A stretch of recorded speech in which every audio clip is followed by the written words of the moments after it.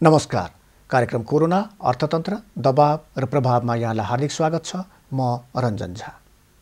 दर्शकवृन्द, नेपालमा कोरोना भाइरसको संक्रमणको त्रास सुरु भएको करिब 5 महिना भइसकेको छ र यस अवधिमा सरकारले भाइरसलाई संक्रमणलाई फैलिन नदिन लकडाउन गर्यो, फेरि लकडाउन फिर्ता लियो र कतिपय स्थानमा अहिले पनि हामी हेर्छौं निषेधाज्ञा जारी नै छ, जसका कारण देशको अर्थतन्त्र पूर्ण रूपमा ठप्प भएको छ, धराशायी बन्दै गएको छ।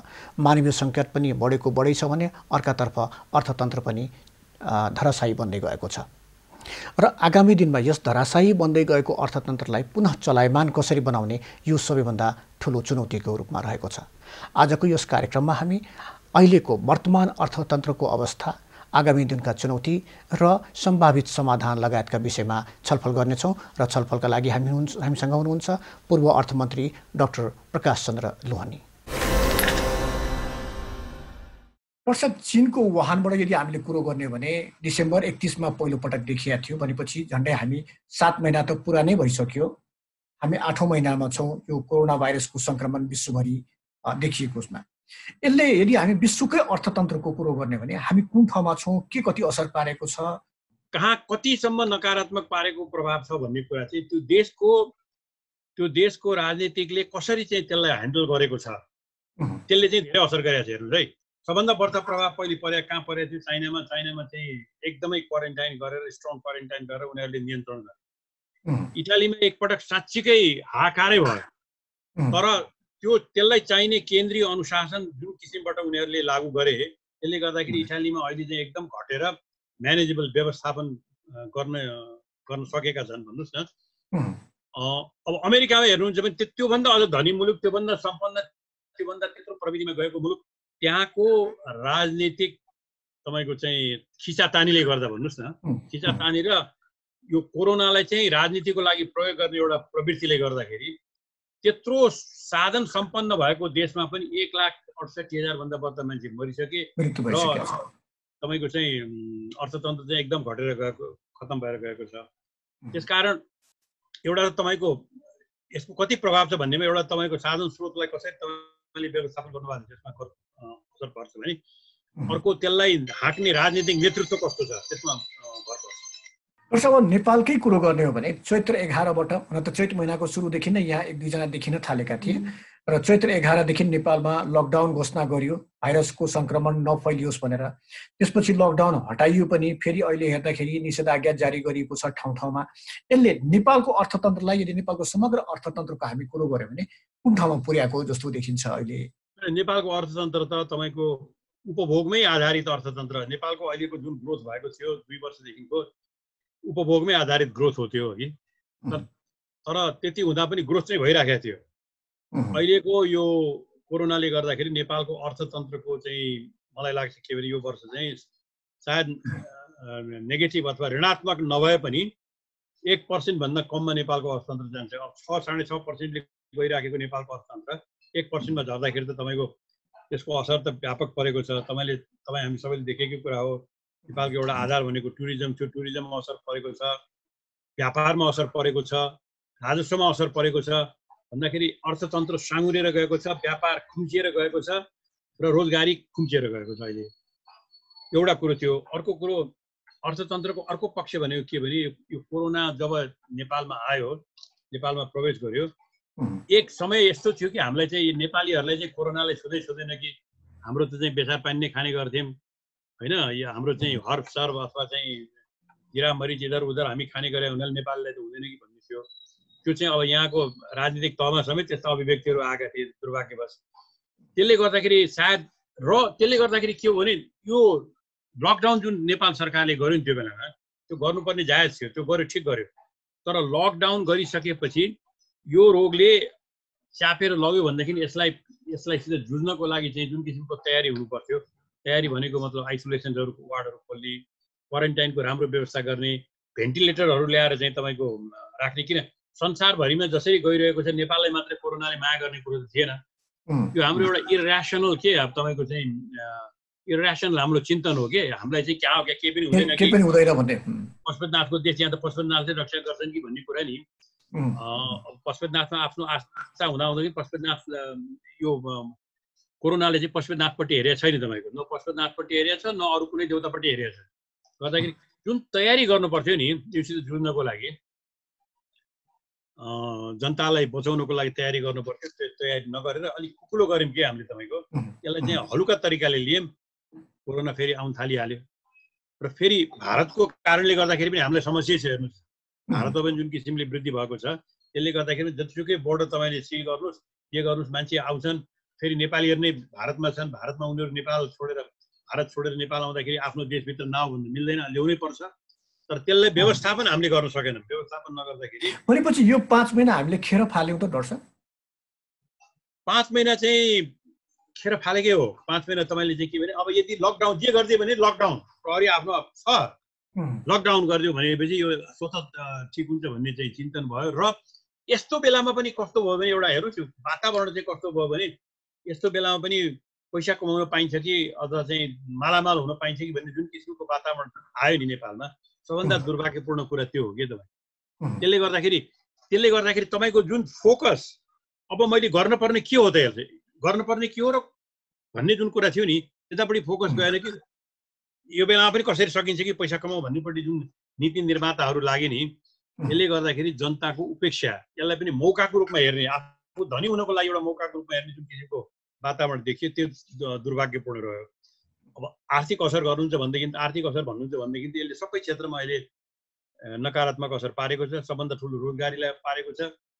र अब रेमिटेन्सेसहरू पनि हुन त अहिलेको रिपोर्ट्सहरूले के देखाउँछ भने रेमिटेन्सेस सायद 10-15% बढी चाहिँ 15-20% भन्दा बढ्ता जाँदैन कि भन्ने अहिले चाहिँ अन्दाज चाहिँ आएको छ।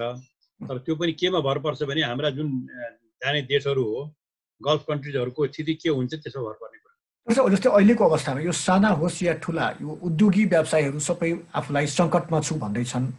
पुँजीको अभाव भयो, लगानी गर्ने एउटा विश्वास छैन, वातावरण छैन भन्दैछन्। अब अर्कातर्फ हेऱ्यो भने ब्याङ्कहरूमा तरलता थुप्रिँदै गएको छ, 2 खर्बभन्दा बढीको तरलता थुप्रिएको जस्तो देखिन्छ। अब यो सबैले के सङ्केत गरिरहेको छ आगामी दिनको बारेमा, यदि हामी नेपालकै अर्थतन्त्रको बारेमा कुरो गर्ने हो भने? एउटा तपाईँले एउटा पृष्ठभूमि भनौँ म तपाईँ के भने नेपालको ब्याङ्किङ सेक्टरको जुन सम्पत्ति छ नि त्यो नेपालको राष्ट्रिय आयको झन्डै तपाईँको चाहिँ 90% छ। धेरै बढी हो त्यो, तपाईँको धेरै बढी हो। अरू कुनै विकासोन्मुख देशहरूमा तपाईँ भारतलाई हेर्नुहोस्, बङ्गलादेशलाई हेर्नुहोस्, छैन त्यति। यहाँ धेरै बढी हो र त्यसको त्यो जुन अनुपात छ त्यति ठुलो अनुपातमा पनि केमा धेरै खर्च भएको छ भने उपभोगमा खर्च भएको छ। 37-38% चाहिँ त्यो ब्याङ्कको चाहिँ लगानीहरू जुन छ नि उपभोगमा खर्च भएको छ। उपभोगमा खर्च भएको हुनाले नेपालको अर्थतन्त्र भनेकै वास्तवमा उपभोगमा आधारित, रेमिटेन्सबाट आउने, ब्याङ्कमा पैसा आउने, त्यो चाहिँ उपभोगमा, लगानीमा होइन कि उपभोगमा जाने।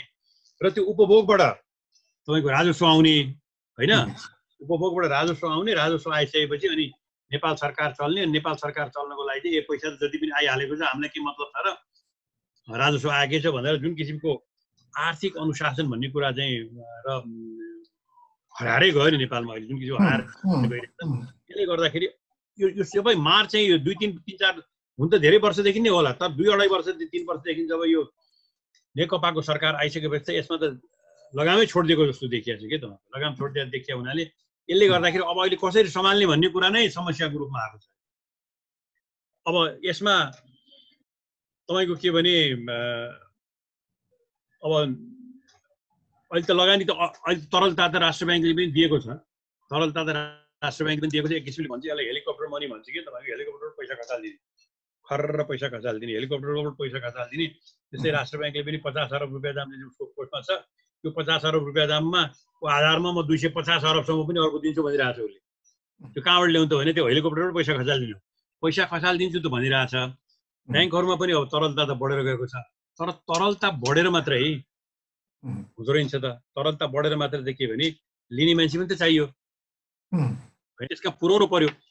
एउटा जो पीडित छ त्यसका पुर्याउने कसरी होइन, र पीडितलाई त्यो ऋण लिनको लागि, त्यो लिनको लागि पनि उसलाई सशक्त कसरी पार्ने, यो कुरामा चाहिँ तपाईँको कमजोरी छ। लिनको लागि पनि सशक्त कसरी पार्ने भन्ने कुरा कमजोरी छ। किनभने अहिलेसम्म हाम्रो तपाईँको नेपालमा निजी क्षेत्रलाई ऋण दिने भनेपछि अधिकांश के छ भने निजी क्षेत्र भनेको ठुल्ठुला सिमेन्ट फ्याक्ट्री अथवा स्टिल फ्याक्ट्री ठुल्ठुला मात्रै आउँछन् कि तपाईँको। साँच्चीकै सानसाना उद्योगहरू छन् नि, 8 जना 10 जना मान्छे राख्ने एउटा पाउडर फ्याक्ट्री होला, अथवा एउटा सानो चाहिँ कपडा फ्याक्ट्री होला, 8-10 जना मान्छे राख्ने, अथवा चाहिँ एउटा सानो डेरी होला। वास्तवमा निजी क्षेत्रको मुख्य निजी क्षेत्र नेपालमा 3 हो। अब तिनीहरूलाई कसरी पुर्याउने होइन, तिनीहरूलाई तपाईँले ब्याङ्कले दिनुभएको छ, तर ब्याङ्कले तिनीहरूलाई कसरी पुर्याउने? हाम्रा नेपालका ब्याङ्कहरू तिनीहरूलाई पुर्याउनको लागि चाहिँ ट्युन छैनन्, त्यतापट्टि फोकस छैन नेपालको ब्याङ्कहरूको, र त्यसलाई चाहिँ त्यहाँ पुर्याउने हाम्रो कुनै मेकानिजम बनाएको छैन। यद्यपि राष्ट्र ब्याङ्कले यसपालि भनेको छ 80% तिमीहरूले पुर्याउनै पर्छ भनेको छ, 80% तिमीहरू लगानी गर्नै पर्छ भनेको छ। लगानी गर्नै पर्छ भने पनि ब्याङ्कहरूको चाहिँ त्यो दृष्टिकोण हुँदैन, किनभने ब्याङ्क पनि पैसा कमाउने नाफा कमाउने संस्था हो। सकेसम्म चाहिँ जहाँ सजिलो हुन्छ त्यहाँ जाउँ भन्छ ब्याङ्कले पनि। त्यसैले यो कसरी तपाईँ पुर्याउनुहुन्छ भन्ने कुरा नै अहिले सबभन्दा ठुलो चुनौतीको कुरा छ। र यसमा मलाई लाग्यो के भन्दा यसमा सारा यो सरकार, सबै सरकार एक भएर, सारा सरकार, केन्द्रीय सरकार र प्रदेश सरकार एउटै टिममा एउटै तपाईँको अर्जुन दृष्टि राखेर यी साना साना उद्योगहरूलाई हामीले कसरी पुर्याउने भन्नेमा यसरी जानुपर्ने चाहिँ अहिले चुनौती हो। त्यो चुनौतीमा चाहिँ अहिले सरकार देखिराख्नु भएको छ। अब खालि झगडै गरेर बसिरहेका छन्। यहाँ तपाईँको चाहिँ कोरोनाले यत्र मान्छेहरू चाहिँ सङ्क्रमण भइराखेको छ। अहिले मुख्य न्युज भनेको त्योभन्दा पनि मुख्य न्युज चाहिँ के छ भने प्रचण्ड र चाहिँ केपी ओलीको बिचमा चाहिँ चिया खाँदाखेरि के कुरा हो भन्ने कुरा पनि छैन। भन्दाखेरि देशको फोकस चाहिँ, देशको चुनौती चाहिँ एकातिर छ, तर राजनीति गर्ने मान्छेहरूको फोकस अर्कैतिर छ। फोकस के त भने कसरी को सरकारमा बस्ने, कसले कति पाउने र मेरो भागमा कति तेरो भागमा कति भन्ने मात्रै छ अहिले। त्यसले गर्दाखेरि यो अहिले सङ्कटको बेलामा नि तपाईँले जब कसैले दुश्मनले आक्रमण गरेको बेलामा, सङ्कटको बेलामा एक भएर एउटै अर्जुन दृष्टि राखेर जानुपर्ने जुन राजनीतिको जिम्मेवारी हो, त्यो जिम्मेवारी चाहिँ अहिले चाहिँ पूर्णतया उपेक्षा गरेको छ। डाक्टर साहब, जस्तै यो अर्जुन दृष्टिको कुरो गर्नुभयो, खास गरिकन अहिले चाहिँ सारा कन्सन्ट्रेसन या भनौँ न फोकस एउटा कुरामा हुनुपर्ने, तर अर्कै कुरा देखियो। यो कारण चाहिँ के होला? यसको के ध्यान भट्काउन खोजेको कि उहाँहरूले आफ्नो अकर्मणता लुकाउन खोज्नु भएको के होला? कारण चाहिँ यसको के होला? यसको पछाडिको मानसिकता त्यसमा के भने सरकारको एउटा के भने यो अहिले अब यो अहिलेको आर्थिक विकास किन कुनै देशमा हुन्छ, किन कुनै देशमा हुँदैन होइन भन्ने कुराहरूमा धेरै अध्ययनहरू पनि भएको छन्।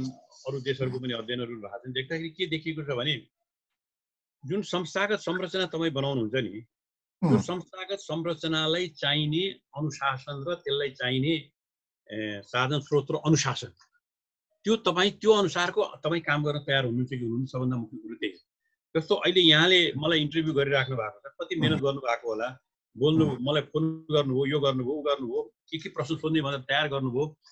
त्यहाँ बसेर यहाँले प्रश्न सोद्धाखेरि पनि एउटा सर्टन नर्म्स र अनुशासनमा बसेर तपाईँ सोध्नुहुन्छ भन्दाखेरि त्यो एउटा इन्स्टिट्युसन चलाउनको लागि पनि त केही त मूल्य मान्यता त छ नि त, मान्यता चाहियो नि त। अहिले हामी कहाँ कस्तो मूल्य मान्यता आयो भने बहुमतको मेरो सरकार भइसकेपछि मैले त जे गरे पनि हुन्छ र मेरो सरकार टिकाउनको लागि चाहिँ यो जुन प्रशासन यन्त्र भनेको हो नि, प्रशासन यन्त्र भनेको यो प्रशासन यन्त्र जनताको सेवा गर्ने होइन कि मेरो सरकार टिकाउनको लागि चाहिँ मलाई चाहिँ स्रोत साधन जुटाइदिने यन्त्रको रूपमा यसलाई प्रयोग गर्न खोजेको भनेको मतलब यो एजेन्सी थ्योरी भन्छ तपाईँको। यो सबै ठाउँमा लाग्ने कुरा हो कि जनता बनेका सेवक, जनता बनेका मालिक हुन्। अहिलेको यही हुन्छ हाम्रो चाहिँ अहिलेको अर्थ राजनीतिक सिद्धान्त, जनता बनेका मालिक हुन्, सरकार भनेको के हो त सेवक होइन। तर जब सेवकले सेवकको काम गर्दैन, तर जनताले मालिकले चाहिँ उसलाई जिम्मेवारी दिएको छ, ट्याक्स पनि बुझाइदिएको छ, सबै कुरो गरिदिएको छ, सब दिएको छ मालिकले, तर त्यसको दुरुपयोग जब सेवकले गर्न थाल्छ र त्यो सेवकले दुरुपयोग गरेको बेलामा त्यसलाई नियन्त्रण गर्ने इकाइहरू जब कमजोर भएर जान्छन्, त्यो बेलामा जस्तोसुकै प्रजातान्त्रिक संविधान भए पनि, जस्तोसुकै प्रजातान्त्रिक संस्थाहरू भए पनि तिनीहरू दोहन गर्ने यन्त्रको रूपमा प्रयोग हुन्छन्। यो एउटा चाहिँ अहिले चाहिँ जहाँ तपाईँको चाहिँ भताभुङ्ग भएको छ नि, त्यहाँ चाहिँ यस्तै संरचना देखिएको छ। यो अहिलेको मैले कोरोनासित यसलाई जोड्नुपर्छ, किनभने तपाईँको त्योसित फरक छैन यो, किनभने यो 2 वर्ष 2.5 वर्षदेखि त अहिलेको सरकार त थाई सरकार भएर आएको हो नि त, थाई सरकार हो। 5 वर्षको सेवकहरू मालिकले चाहिँ जिम्मा दियो, ल तिमीहरूलाई भनेर, त्यो पनि एउटा पार्टीले जिम्मा दियो, अस्थायी अस्थिरता अब स्थिरताको लागि भनेर एउटा पार्टीले दियो। स्थिरता भएपछि तिमीहरूलाई त्यो अस्थिरताको सरकार हुँदाखेरिको बाध्यता पनि रहँदैन। हाम्रो अब मालिकहरूको चाहिँ हितलाई हेरेर तिमीहरू जान्छौ भनेर भन्दाखेरि अब अहिले के भइरहेको छ? त्यो 2 वर्षमा त्यो मालिकहरूको हितलाई हेरेर जाने काम भएको छ त? समस्या त्यही हो। यहाँ जति संस्थाहरू छन् तिनीहरू निष्क्रिय भएर गएका छन्। निष्क्रिय भएर गएका छन् र काम गरे पनि हुन्छ, काम नगरे पनि हुन्छ। अहिले नेपाल सरकारको पैसा खर्च पनि भइरहेको छ, दुरुपयोग पनि भइरहेको छ। फेरि तुरुन्तै साथसाथै नीति एउटा गर्छु भने चाहिँ काम अर्को हुन्छ। जस्तो तपाईँको म एउटा सानो उदाहरण दिन्छु तपाईँलाई। अहिले यत्रो हामीले सङ्कट परेको छैन, अर्थमन्त्रीले पनि मितव्ययिता कुरा गर्नुभएको छ। हो त नि, मितव्ययिता गर्नैपर्छ। अहिले दिल्ली प्रसाद के दिल्ली उप्रेजीको रिपोर्टै छ। उहाँले चाहिँ 1.5 खरब 2 खरब चाहिँ हामी बचाउन सक्छौँ भन्नुभएको छ उहाँको रिपोर्टमा। यो ठाउँमा चाहिँ तिमीहरूले चाहिँ कन्ट्रोल गर्यो भने, यो ठाउँलाई चाहिँ अहिले चाहिँ गर्यो भनेदेखि 1.5 खरब 2 खरब बचाउन सक्छौँ। त्यो स्रोत र साधन त अनि यो लडाइँमा प्रयोग गर्न सकिन्छ नि त। त्यो स्रोत र साधन यो लडाइँमा स्वास्थ्यको लागि प्रयोग गर्न सकिन्छ। त्यो स्रोत र साधन यो लडाइँमा रोजगारीको लागि प्रयोग गर्न सकिन्छ। साधन त आयो नि। तर हामी त्यता गएको छौँ त। अहिले तपाईँले हिजो भर्खर अखबारमा हेर्नुभएको होला। अखबारमा हेर्दाखेरि के भनेदेखि 5-6 अरबको चाहिँ मोटर कारहरू किन्ने, भेन्टिलेटर किन्ने पैसा छैन। हाम्रो प्राथमिकता भने यो सिस्टमले के हेरिराखेको छ त? कसलाई हेरिराखेको छ भन्दा यत्रो सङ्कट पर्दाखेरि पनि 2000 भेन्टिलेटर किन्नको लागि हामी पैसा जुटाउन तयार छैनौँ। त्यो पनि विदेशीको अनुदान चाहिन्छ हामीलाई। तर 6 अरबको मोटर किन्नलाई चाहिँ अहिले हामीलाई चाहिँ हामी तयार हुने। एक वर्ष यो देशमा मोटर हामी चाहिँदैन भनेर बस्न सक्ने? मान्यहरूलाई एक वर्ष चाहिँ 25 अरब रुपियाँ दाम दिन्न भनेर बस्न सक्ने? 40-50 अरब यसै आउँछ तपाईँले बचत गर्नु भने। त्यो बचत गर्नको लागि हाम्रो त्यो मनस्थिति छैन। हामी तयार छैनौँ। हाम्रो जुन शान शौकत छ नि, जे खर्च गर्दैछ त्यसमा हामी चाहिँ हाम्रो शैलीमा तयार छैनौँ। र यसलाई नियन्त्रण गर्ने इकाइ भनेको किन सेवक मालिकको स्वार्थलाई सेवकले बेइमानी गर्न थाल्यो भने तैँले बेइमानी गरिस्, गर्न पाउँदैनस् भनेर कसले भन्यो? किन त्यो मालिक त 5 वर्षमा मात्रै भोट दिने हो। त्यसले 5 वर्षमा मात्रै त के गर्न सक्दैन नि त। 5 वर्षमा एक तालिकेर भोट दिने हो भने त्यसलाई नियन्त्रण गर्ने कसले त भन्दाखेरि तपाईँको हाम्रो अख्तियार दुरुपयोग भन्नुहोस्, संसद भन्नुहोस्, अदालत भन्नुहोस्। र हामीले यी संस्थाहरूलाई कसरी लगाएका छौँ हेर्नुहोस् त। अहिले अख्तियार दुरुपयोगमा अहिले यत्रा संवैधानिक अङ्गहरू छन्, कहीँ पनि नियुक्ति हुन सकेका छैन। किनभने भागभण्डामा पनि नेकपाभित्र पनि प्रतिपक्षको नेताको को भागभण्डा भने मतलब हामीले त्यो देशलाई नै भागभण्डा लगायौँ। अब देशलाई नै भागभण्डा लगाइसक्यौँ र हुँदा यस्ता कुरालाई नियन्त्रण गर्ने भने अदालत होइन। अदालतको हामीले सुधार गरेका छौँ। अदालतमा लगेर तपाईँको जोसुकै न्यायाधीशलाई पनि तपाईँले चाहिँ राजनीतिकरण गरेर चाहिँ नियुक्त गर्ने सिस्टम हामीले राख्यौँ भने एउटा प्रोसेस र एउटा सिस्टमबाट न्यायाधीशहरू आउने जस्तो तपाईँको जिल्ला न्यायाधीश हुँदाखेरि तपाईँले जाँच पास गर्नै पर्छ। राजनीतिकले नियुक्त गर्न त पाउँदैन नि। जाँच पास गर्ने एउटा सिस्टम त राख्नु पऱ्यो त्यहाँ। त्यहाँबाट तपाईँको चाहिँ हाइकोर्टमा जाँदाखेरि कसरी जाने, अब ल्याटरल इन्ट्री भनेर ल यो वकिलहरूबाट ल्याउनु पाइन्छ, योबाट पाइन्छ, ऊबाट पाइन्छ भनेर भनिदिनु भयो तपाईँले। अनि वकिलको सङ्गठनहरू एउटा काङ्ग्रेसको हुने, एउटा चाहिँ एमालेको हुने, एउटा कसैको हुने, अनि आफ्नो मान्छे न्यायाधीश लिएर आउने, अनि न्याय पाइन्छ। अनि त्यो न्याय गर्ने इकाइ त्यो रोक्ने इकाइ हो नि, गार्ड गर्ने। जथाभावी हुन थाल्यो भने भङ्ग गरेर घुक्ने इकाइ, त्यो घुक्ने इकाइ पनि निष्क्रिय भएर गएको छ। त्यो घुक्ने इकाइ नेपालमा न्यायालय सायद यस्तो कमजोर कहिले पनि भएको थिएन। अब देखिराख्नु भएको छ कस्ता फैसलाहरू आइरहेको छ। अहिले तपाईँको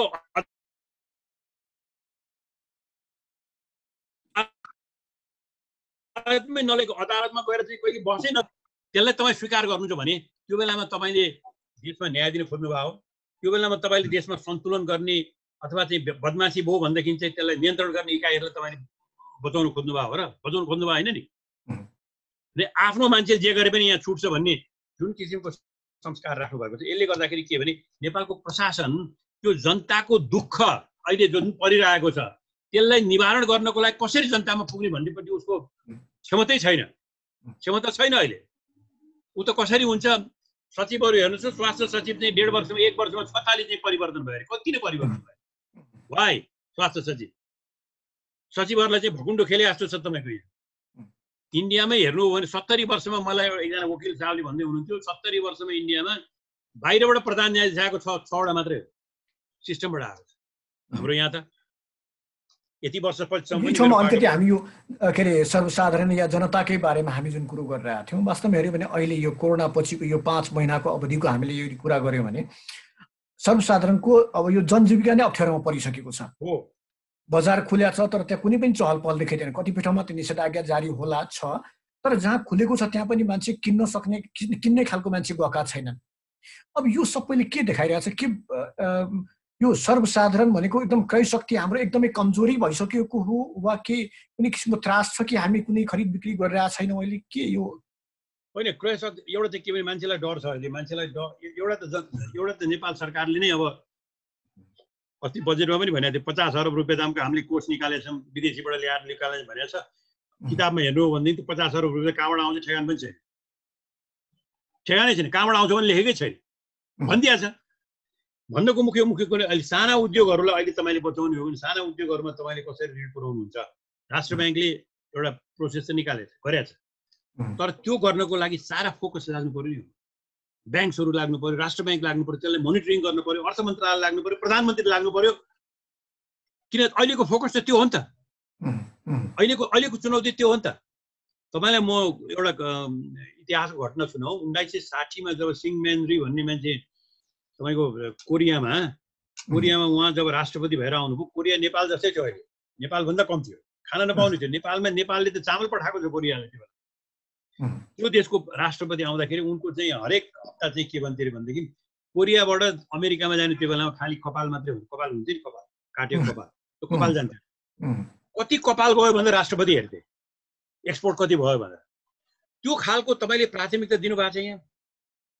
ल यो तपाईँको 15 दिनमा तपाईँले राष्ट्र ब्याङ्कले निकालेको 1 महिनाभित्रमा कति ऋण जति साना उद्योगहरूलाई गयो त त्यसको खोइ रेकर्ड त्यो गएन भने किन गएन त त्यसको लागि को जिम्मेवार अर्थमन्त्री प्रधानमन्त्री यो सिस्टम घोषणा गरिदिएर भयो राष्ट्र ब्याङ्क गभर्नर नेपाल ब्याङ्कका सिओहरू को जिम्मेवार हाम्रो तपाईँको त्यसमा के भने यो मेरो अहिले मैले गर्नुपर्ने काम यो हो भन्ने कुरा छैन हेर्नु त्यसै किसान भन्नुहोस् किसानलाई हामी ऋण दिन्छौँ भनेको छ किसानलाई ऋण दिनको लागि किसानमा पुग्ने संस्थाहरू कहाँ छन् यहाँ अहिले किसानमा पुग्ने संस्था तपाईँले बनाउनु भएको छ सहकारी र ऋण भनेका छन् धेरै जसो काठमाडौँमा बसेका छन् ऋण सहकारी भनेका सहकारी त थुप्रै छन् हजारौँ छन् काठमाडौँमा बसेका छन् र किसानलाई भनेर तपाईँले अहिले 2 वर्षमा दिनुभएको छ तपाईँले अनुदान दिनुभएको छ तपाईँको पार्टी कार्यकर्ताहरूलाई दिनुभएको छ। मलाई थाहा छ मेरो जिल्लामा एक जना कार्यकर्ताले 12 करोड 13 करोड चाहिँ किसान केन्द्र बनाउने भनेर अनुदान पाएका छन् कार्यकर्ता। तपाईँले साँच्चीकै तल जानुभएको छैन तपाईँले यदि एउटा प्रयास भएको थियो तपाईँको पहिले हेर्नुहोस् यो पहिलेको 2000 तपाईँको 40 सालतिर 35-36 सालतिरको कुरा हो नेपालमा साना किसान विकास आयोजना भन्ने थियो त्यो बेलामा संसारभरका मान्छे हेर्न आउँथे गरिब किसानहरूको समूहहरू बनाएर त्यो समूहको मार्फत चाहिँ ऋण दिने भनेर ठाउँमा बनाएको थियो। माओवादी आन्दोलन भएको बेला त्यसलाई उहाँहरूले उडाउनु भयो भत्काउनु भयो त्यसको ठाउँमा अरू के गयो त अहिले। अब त्यो एउटा भैँसी ल्याएर कृषि विकास ब्याङ्कबाट भैँसी ल्याएर दुध दोहेर बेचेर म ऋण तिर्छु भन्ने मान्छे अब अहिले जुन सङ्कटमा परेको छ लकडाउन छ बेच्न सक्दैन सङ्कटमा परेको छ त्यसलाई उठाइदिने संस्था को त अहिले त्यो ठाउँमा त्यो साना किसान विकास आयोजना छैन कसले गरिदिन्छ त्यहाँ लिङ्क नै छैन अहिले हाम्रो।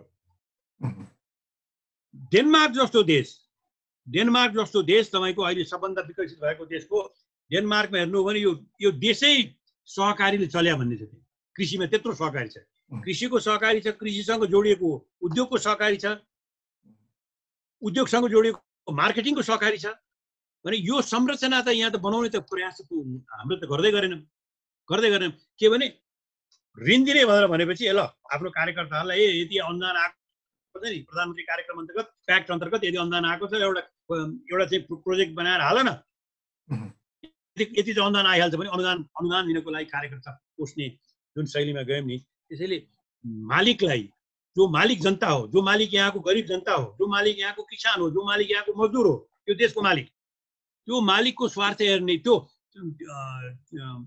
मालिकको स्वार्थ हेर्ने सेवक त भएन सेवक त प्रजातान्त्रिक तरिकाले आएको जनताले छानेरै पठाएको तर त्यो सेवकले आफ्नो पार्टी आफ्नो स्वार्थ भन्दा चाहिँ जनताको स्वार्थ हेरेन।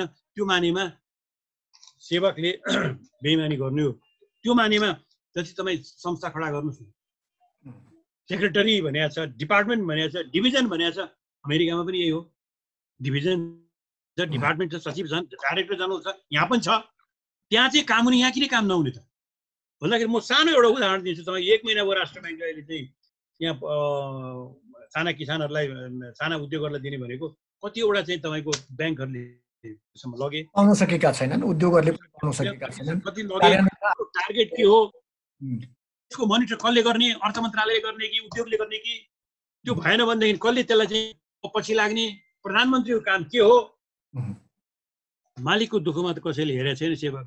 सेवकले त मालिकको दुःख हेरेको छैन, यो जनताको दुःख हेरेको छैन। हामीले घोषणा गरिदियौँ है, कार्यक्रम घोषणा गरिदियौँ, सक्यो, फिनिस, यही हो त भन्दाखेरि यसले गर्दाखेरि के हो भनेदेखि प्राइभेट सेक्टरलाई पनि प्राइभेट सेक्टर यो देख्दाखेरि निजी क्षेत्र भनेको तपाईँको चाहिँ जुन साना साना निजी क्षेत्रहरू हो नि, साना साना व्यवसायहरू हुन्, यिनीहरू अल्मलिएका छन्, निरुत्साहित छन्।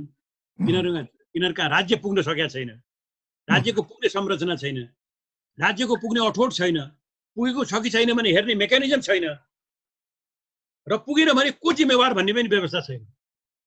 यो भएपछि तपाईँको कार्यक्रम गर्दाखेरि, तपाईँले अहिले कार्यक्रम गर्दाखेरि तपाईँ कस्तो कार्यक्रम गर्नुहुन्छ, कसले ल्याउनुहुन्छ भन्ने कुरामा कसैले मोनिटर नगर्ने हो।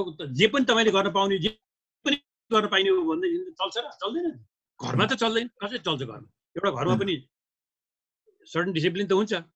यो डिसिप्लिन बिनाको अहिलेको जुन छ यो एउटा कुरा, यो हेर्नुहोस्, यसले गर्दाखेरि यो कोरोनाको जुन मारमाथि मार छ भने त्यसलाई अलिक खप्नलाई नेपालीहरूलाई गाह्रो भएको छ। दोस्रो कुरो, नेपाल सरकारको तपाईँको जुन चाहिँ गम्भीरता देखिएको छैन। मैले गम्भीरता नदेखिया भने आलोचना गर्नको लागि मात्रै भनिरहेको छैन। मैले कोरोनाको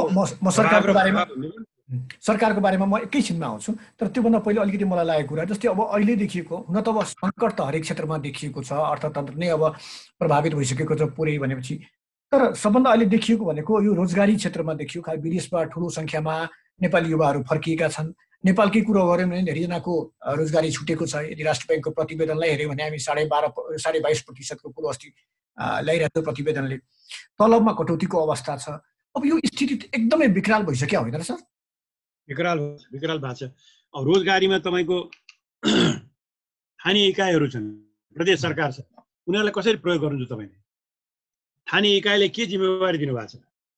स्थानीय इकाइले त्यो तपाईँले दिएको जिम्मेवारी अनुसार काम गरेको छ कि छैन भनेर मोनिटरिङ गर्ने प्रदेश सरकार छ कि छैन? यो त मेकानिजम चाहियो नि तपाईँको। ठिक छ, म एउटा तपाईँको भन्नुहोस्, म चाहिँ नुवाकोटको चाहिँ म एउटा चाहिँ के अरे चाहिँ किङताङ भन्ने गाउँ छ, किङताङ गाउँबाट चाहिँ म एउटा गएको चाहिँ म आएँ, फर्केर आइसकेपछि मैले काम चाहियो। त्यहाँ त गाउँपालिका छ नि त। अब त्यहाँ गाउँपालिका र त्यहाँको चाहिँ नेपाल सरकारको एजेन्सीहरू बसेर त्यो मान्छेलाई तपाईँलाई कहाँ काम पाइन्छ, तपाईँलाई के दिन सकिन्छ भनेर त्यो गर्ने मेकानिजम हामी बनाउने कि नबनाउने? त्यो बनेको छैन तपाईँको। स्थानीय सरकारको वास्तविक जिम्मेवारी पनि अहिलेको क्राइसिसको बेलामा के हो भन्ने कुराको डिरेक्सन छैन। ल नभएदेखि हामीले चाहिँ यति रोजगारी, यति पैसा पठाएको छौँ, यो काममा यो क्षेत्रमा यसरी रोजगारी दिनु भनेर भन्ने एउटा मेकानिजम त गर्न सकिन्छ नि त। कति केही दुरुपयोग पनि होला, तर सदुपयोग पनि हुन्छ। स्थानीय तहबाटै जानुपर्छ। त्यो मेकानिजम छैन तपाईँको। त्यो मेकानिजम अब रोजगार कसैले भन्नुहोस् न सिकेर आएको छ अरे, कृषि गर्नको लागि इजरायलबाट सिकेर आएको छ, सिकेर आउँदाखेरि त्यसलाई आउने बित्तिकै त्यसलाई चाहिँ इन्करेज गर्ने, पैसा त दिन्छु भन्नुभएको छ अहिले ब्याङ्कबाट,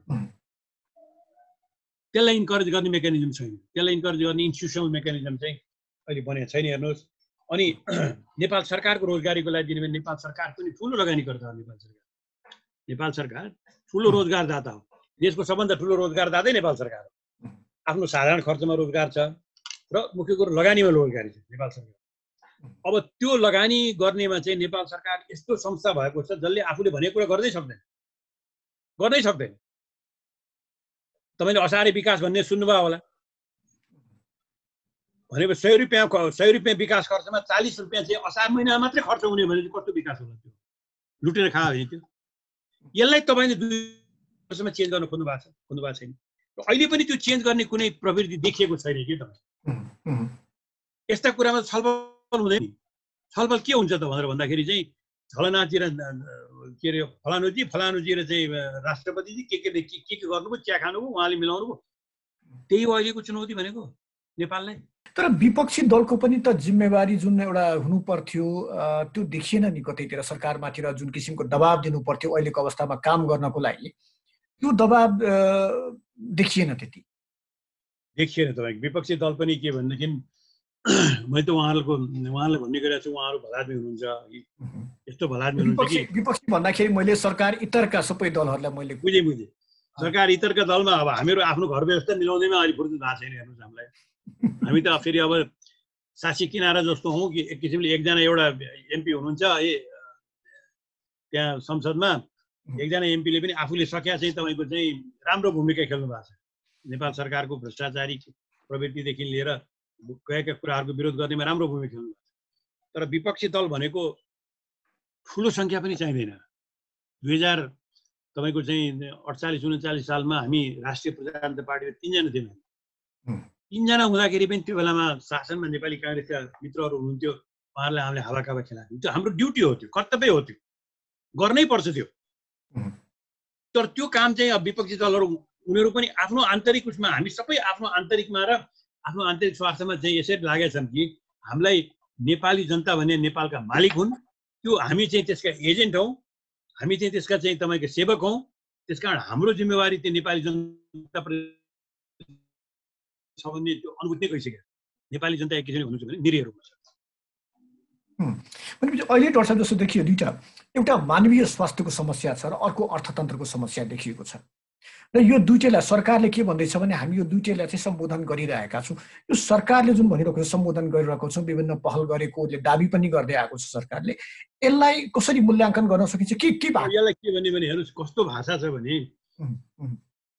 औषधि किन्दाखेरि चाहिँ भ्रष्टाचार हो भनेर भन्दाखेरि प्रधानमन्त्रीजीले नै संरक्षण गर्नुभयो, होइन भएको छैन भनिदिनु भयो, बोलिदिनु भयो।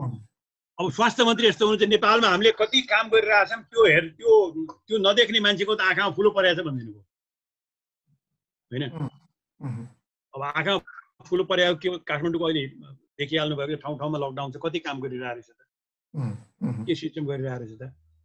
अब अलिकति मृत्युदर बढेर गयो भनेदेखि यहाँ यदि तपाईँको चाहिँ भेन्टिलेटर राख्ने भेन्टिलेटरहरू के पनि अहिलेसम्म हेर्दाखेरि त नेपाल सरकारले भेन्टिलेटरै किनेर हिँड्छ।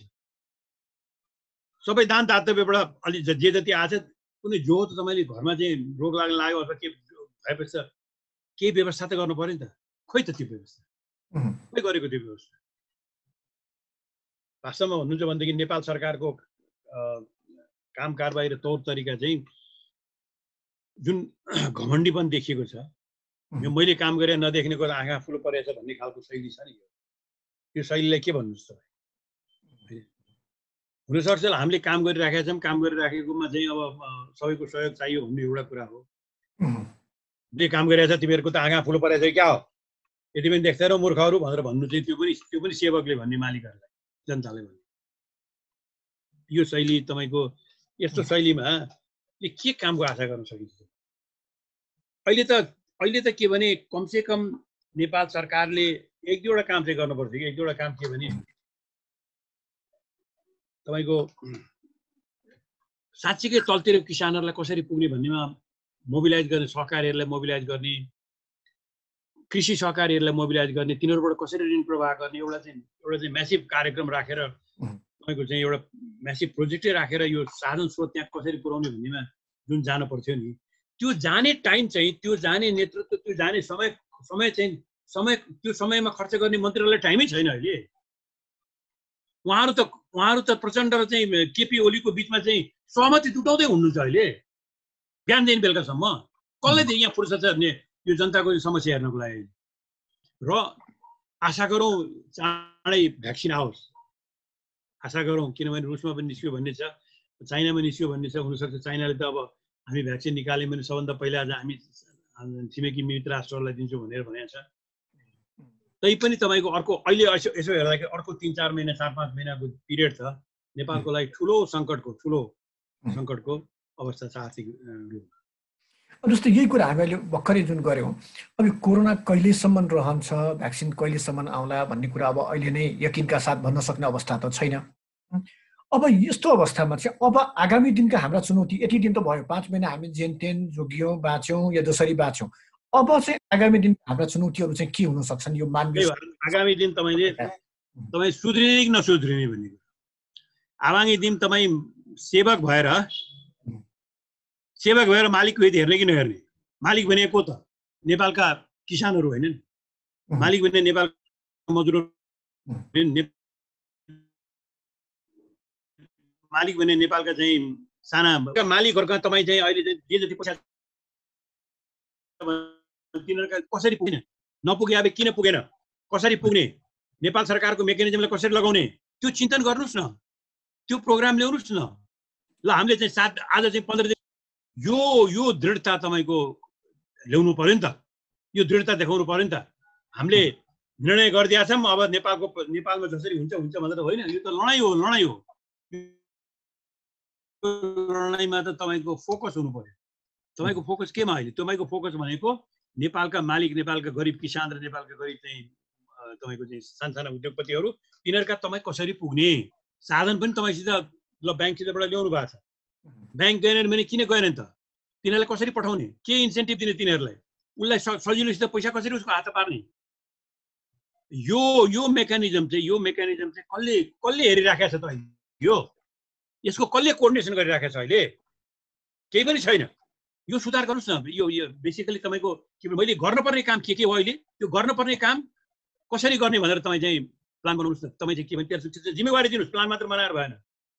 फलानु मन्त्रालयको जिम्मेवारी, तपाईँको जिम्मेवारी हो। 10 दिन मोनिटर गर्छु, प्रधानमन्त्रीले मोनिटर गर्नु पर्यो, हेर्नु पर्यो काम भएको छ कि छैन भनेर। किनभने सबभन्दा ठुलो सेवक त उहाँ नै हो। सेवक भएर बसेर सेवकले सेवा गर्ने कि नगर्ने, काम गर्ने कि नगर्ने। त्यसैले गभर्नेन्सको कुरो आउँछ यसमा। मुख्य कुरो गभर्नेन्समा तपाईँ गभर्नेन्सकै कुरा गर्दाखेरि, सुशासनकै कुरा गर्दाखेरि अब यहाँ पनि लामो समयसम्म नेपाल सरकारको विभिन्न मन्त्रालयहरू के अरे मा बसिसक्नु भएको छ। समस्या चाहिँ कुन ठाउँमा हुँदो रहेछ? किनकि सरकारले कार्यक्रम बनाउँछ, तर त्यो कार्यक्रम कार्यान्वयनको स्तरमा आउँदाखेरि निकै समस्या छैन। ठ्याक्कै कुन ठाउँमा समस्या हुँदो रहेछ? नियत, सरकारको नियत। त्यो कार्यक्रमलाई तपाईँको नभएदेखि टाइममा तपाईँ सचिव किन फेर्नुहुन्छ 6 महिनामा? मलाई मिल्ने सचिव भनेर किन चाहियो तपाईँलाई? म पनि बसेको थिएँ तपाईँको 2 वर्ष, म अर्थमन्त्री भएर पछि मैले त कहिले अर्को सचिवले हो पनि भनिनँ। जे थिए उहाँलेसित काम गरेर हामीसित गर्न सक्यो होइन। भने मतलब तपाईँको नियत चाहिँ के भने सत्तामा बसेर पैसा कमाउने, पैसा कमाएपछि तपाईँको चाहिँ भोटरलाई चाहिँ प्रभाव पारेर चाहिँ फेरि सत्तामा आउँछु भन्ने जब नियत हुन्छ, यो नियत यो तपाईँको एउटा उखान छ कि बेइमानको चाहिँ औषधि छैन भने जस्तै हो। त्यो औषधि भनेको चाहिँ प्रतिपक्षले ल्याउनु पर्ने औषधि हो। त्यो औषधि भनेको सन्तुलन नियन्त्रणका अन्य इकाइहरू, संसद, अदालत, अख्तियार, यिनीहरूले चाहिँ तपाईँको ठाडो औँला देखाउनु पर्ने हो। समस्या त आउँछ यहाँ मात्रै होइन, अमेरिकामा पनि आज कति ठाडो औँला देखाइरहेको छ राष्ट्रपतिलाई। यहाँ त्यो नहुनुको कारणले गर्दाखेरि हाम्रा समस्याहरू विकराल भएर गएका छन्। यसलाई समयमै समाधान गर्ने कुरा चाहिँ एउटा सचिवले मात्रै गरेर यसलाई समय समाधान गर्ने कुरा भनेको यसलाई सेवा गर्छु भनेर चाहिँ मालिकको सेवा गर्छु भनेर आएका सेवकहरू, चुनावबाट आएका सेवकहरू जो छन् नि, तिनीहरूको नियत चाहिँ समस्या समाधान गर्नेपट्टि जानु पर्यो, पैसा कमाउनुपट्टि जानु पर्यो। डाक्टर साहब, जुन अहिले अर्थतन्त्र हाम्रो धराशायीको अवस्थामा पुगिसकेको छ भनौँ, अब यो अर्थतन्त्रलाई पुनः चलायमान बनाउनको लागि के गर्नु पर्ला? जस्तै नम्बर 1 यो गर्नु पर्ला, नम्बर 2 यो गर्नु पर्ला, के भन्नुहोस्? नम्बर 1, तपाईँले नेपाल सरकारले जे जति सुविधा सहुलियत दिन्छु भनेको छ ब्याङ्कबाट अथवा फलानुबाट यो जति गर्छु भनेको छ, त्यो तपाईँको चरणबद्ध रूपमा कतिले पाए, कतिवटा चाहिँ कुटीर उद्योग रहेछन्, कतिवटा साना उद्योग रहेछन्, उनीहरूले चाहिँ कतिले पाए कतिले पाएनन्, त्यसको तपाईँको त्यो तपाईँको हेर्ने कि नहेर्ने, त्यसलाई तपाईँ लाग्नु पर्यो। त्यो गराउनु पर्यो, तिनीहरूको हातमा पैसा पुर्याउनु लाग्नु पर्यो, तिनीहरूलाई उठाउनुको लागि लाग्नु पर्यो।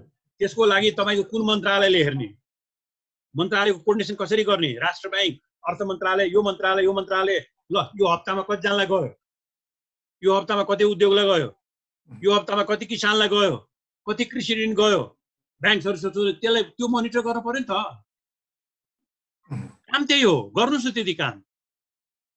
त्यो काम पनि तपाईँ गर्न नसक्ने हो भने अनि तपाईँको चाहिँ झन्डा हल्लाएर हिँडेको के मतलब? तपाईँ सेवक कि शोषक नि त्यो बेला?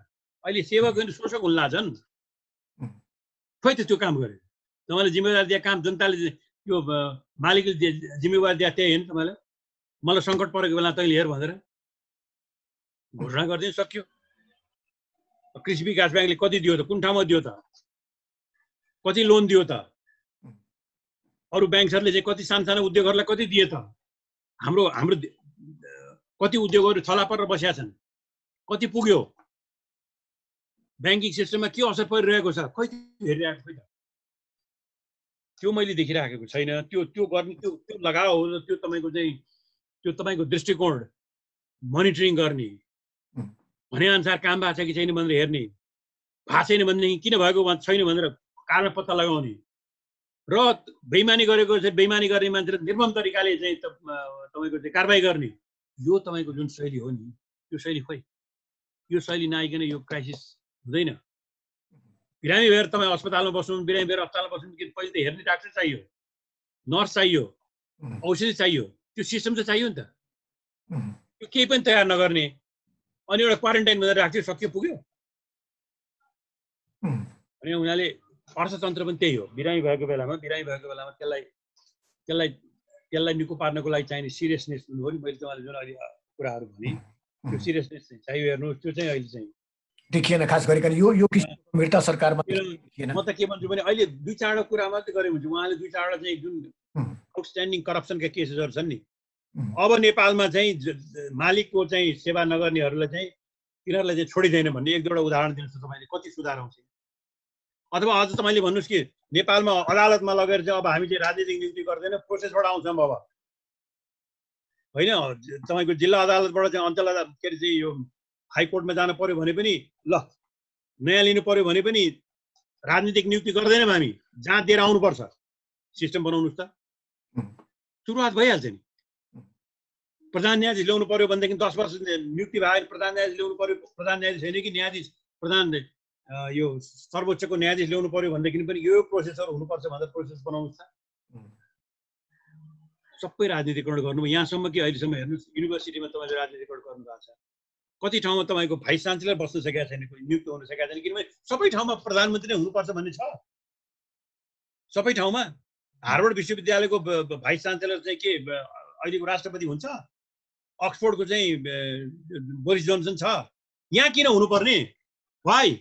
किनभने त्यो आफ्नो सबै ठाउँमा आफ्नो चाहिँ तपाईँलाई त्यो संस्था कसरी चलोस् भन्ने तपाईँले राम्रोसित चलाएको छ कि छैन भने तपाईँलाई इन्ट्रेस्ट छैन। त्यहाँ मेरो मान्छे चाहियो। अनि हेर्नुहोस् त, त्रिभुवन युनिभर्सिटी गएर नेपालको युनिभर्सिटी भन्दा त्रिभुवन युनिभर्सिटी क्याम्पसमा लैजाँदाखेरि मान्छेलाई लाज लाग्छ। घाँस उम्रिरहेका छन्, तपाईँको फालापात छ, फोहोर छ। साँच्चै नै एकताली मलाई आएको थियो नेपालको एउटा युनिभर्सिटी हेर्छु भन्दा आउँदाखेरि मैले त्रिभुवन युनिभर्सिटी लगिनँ, बरु काठमाडौँ युनिभर्सिटी लगी, युनिभर्सिटी भन्नु लागेको एउटा छ।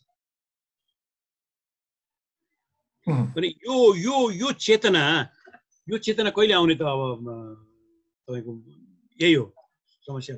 अब डाक्टर साहब, जस्तै अहिलेको अवस्थामा सर्वसाधारणलाई भनौँ न, अब जीवनयापन नै अहिले कस्तो भइसक्यो भने एकदम असहज भइसक्यो। यसलाई सहज बनाउनको लागि ऊ बिचरा पनि अब उसले पनि केही किन्न सकोस्, खान सकोस्। अब त भोकै मर्ने अवस्था आइसकेको छ। यो अवस्थामा चाहिँ अब के गर्नुपर्छ सरकारले चाहिँ? सरकारले बारेमा हामी यति कुरा गरि एउटा कुरो मात्रै होइन, सरकारले निजी क्षेत्रलाई साथमा लिएर ल तिमीहरूलाई कसरी चाहिँ सानो उद्योगहरू, साना चाहिँ रोजगारी गरेपछि चाहिँ तिनीहरूलाई प्रेरणा दिनको लागि तिनीहरूमा तपाईँ ऋण लिएर, साधन लिएर, स्रोत लिएर पुग्नु पर्यो। तपाईँका गभर्मेन्ट इकाइहरू पुग्नु पर्यो, नम्बर 1। नम्बर 2, तपाईँको नेपाल सरकारको जो तपाईँको अहिले जे स्रोत साधनहरू छ, त्यो स्रोत साधन लिएर अल्पकालीन रूपमा पनि कार्यक्रम ल्याउनु पर्यो। तपाईँ अल्पकालीन कार्यक्रमहरू, अल्पकालीन तपाईँ बाटो बनाउने, के गर्ने, फुड फर वर्क भनेर भन्छन् नि। धेरै ठाउँमा अहिले तपाईँको फुड फर वर्कको आवश्यकता देखिसकेको छ, स्पेसली पश्चिमतिर। तपाईँको ल काम गर्नुहोस्, हामी तपाईँलाई खाना दिन्छौँ, त्यसको व्यवस्था अहिले गर्नु पर्यो। र यो होल सेरी चाहिँ एकपछि अर्को त तपाईँको चाहिँ प्रोग्रामहरू त नेपाल सरकारले बनाउनु पर्यो नि त। 2 महिनापछि के हुनसक्छ यहाँ भन्ने अन्दाज गरेर यतापट्टि त मैले देखिरहेको छैन अहिले। केही पनि छैन त्यतापट्टि देख्नु भएको छ तपाईँले आजको अखबार आजकै न्युज हेर्दै थिएँ खालि त्यही कुरा छ दुईटा महान नेताहरूको चाहिँ भेटघाट भयो कत्रो महानता हो तपाईँको उसले चाहिँ बोल्दाखेरि न्युज हुन्छ भेटघाट त्यो मालिक जो जनता छ नि त्यो मालिक जनता तपाईँ जुन प्रश्नहरू सोधिराख्नु भएको छ त्यसको बारेमा कुनै न्युज छ र छैन नि हामी यति हजार चाहिँ रोजगारी चाहिँ यो ठाउँदेखि यो ठाउँ बाटो बनाउँछौँ यो ठाउँदेखि यो ठाउँ गर्छौँ खोइ यो कोअर्डिनेटेड प्लान अफ एक्सन रोजगारी निकाल्ने भन्ने खोइ पैसा नभए पनि होइन छ त्यसैले इन्कम्पिटेन्ट गभर्मेन्ट हो यो इन्कम्पिटेन्ट नालायक सरकार नालायक डाक्टर साहब अन्तिममा हामी एकदमै अन्तिममा पनि अब पुगिरहेका छौँ डाक्टर साहब स्वयं तपाईँ एउटा अर्थविद पनि हुनुहुन्छ अहिलेको अवस्थामा अरू देशले के गरिरहेका छन् र अहिले हाम्रो देशले के गर्नुपर्ने हो अरू देशले गर्ने पनि यही गर्न खोजिरहेको अरू देशले गर्ने पनि भारतमै भन्नुहुन्छ भनेदेखि साना उद्योगहरूलाई लोन दिने कार्यक्रम गरिरहेका छन् उनीहरूले तपाईँको सरकारले रोजगारी डेभलप गर्ने कार्यक्रम गरिरहेका छन् र कसरी हुन्छ निजी क्षेत्रलाई प्रोत्साहन गर्नको लागि इन्सेन्टिभ दिने भन्छन् नि उनीहरूको पनि कार्यक्रम त्यही हो र तपाईँको एउटा बजेटको चाहिँ तपाईँको चाहिँ यति % राष्ट्रिय आएको भनेर हाम्रो पनि आएको छ यहाँ 250 करोड रुपियाँ दाम चाहिँ भोलि चाहिँ ब्याङ्कको मार्फत चाहिँ हामी प्रवाह गर्न तयार छौँ अन्तर्राष्ट्रिय 250 अरब 50 अरब चाहिँ उहाँ चाहिँ खोज्छ त्यसको चाहिँ अरू चाहिँ अरू थपिदिन्छु म 250 अरब हेलिकप्टरबाटै पैसा ल्याएर दिन्छु म त भनिरहेको छ नि त तर हेर्नु होला 50 अरब पनि जान्छ कि जाँदैन पैसा कि राष्ट्र ब्याङ्कले मात्र दिने होइन कहाँबाट ल्याउने भन्ने कुरा निश्चित छैन अहिलेसम्म कहाँबाट ल्याउने भन्ने त नेपाल सरकारलाई पैसा निकाल्नु त गाह्रै छैन निकाल्दै भइहाल्ने पैसा आफैले छाप्ने त हो नि त्यो राष्ट्र ब्याङ्कले चाहिँ ऋण भनेर दिन्छ नेपाल सरकारले दिन्छ आउँछ त्यसलाई मोनिटाइज गर्ने भन्छन् ऋणलाई तपाईँको नोटमा परिणत गर्ने हो त्यो तर त्यो ठिक छ त्यसले त्यो गर्ने हो भने त्यो पुर्याउनु पर्यो नि त ठाउँमा त्यो जसले ऋण खोजे त्यसमा पुर्याउनु पर्यो नि त कसरी पुर्याउनुहुन्छ त्यो मेकानिजम के त त्यो कुरा चाहिँ नेपाल अरू देशहरूले पनि गर्ने त्यही हो अब अमेरिकामा अलिक समृद्ध छ भन्ने बित्तिकै उनीहरू कहाँ पुर्याउँछन् हामी कहाँ त पुर्याउनु पर्यो त्यति नगरौँला हामीले तर हाम्रा पनि मेकानिजमहरू राखेर कहाँ पुर्याउनु पर्यो नि ब्याङ्क्सहरू छन् अथवा हाम्रा इकाइहरू छन् त्यो पुगेको छ कि छैन भन्ने मोनिटर गर्नु पर्यो पुगेन भने किन पुगेन भनेर चाहिँ कसैलाई जिम्मेवारी गराउनु पर्यो काम नगर्नेलाई निकाल्नु पर्यो फोकस तपाईँको चेन्ज हुनु पर्यो कति कमिसन आउँछ भन्ने होइन त्यो मालिक कहाँ पुग्यो पुगेन भनेर हेर्नु पर्यो हस् डाक्टर साहब समय र संवादका लागि यहाँलाई धन्यवाद हस् मलाई बोल्ने मौका दिनुभयो धेरै धन्यवाद आजको छलफलमा हामीसँग हुनुहुन्थ्यो पूर्व अर्थमन्त्री डाक्टर प्रकाश चन्द्र लोहनी र हामी छलफल गरिरहेका थियौँ देशको अर्थतन्त्रको वर्तमान अवस्था आगामी चुनौती र सम्भावित समाधान लगायतका विषयबारे हस्त कार्यक्रम कोरोना अर्थतन्त्र दबाव र प्रभाव आजलाई यति नै खबरभित्रको खबरका लागि हेर्दै रहनुहोला एभेन्यूज खबर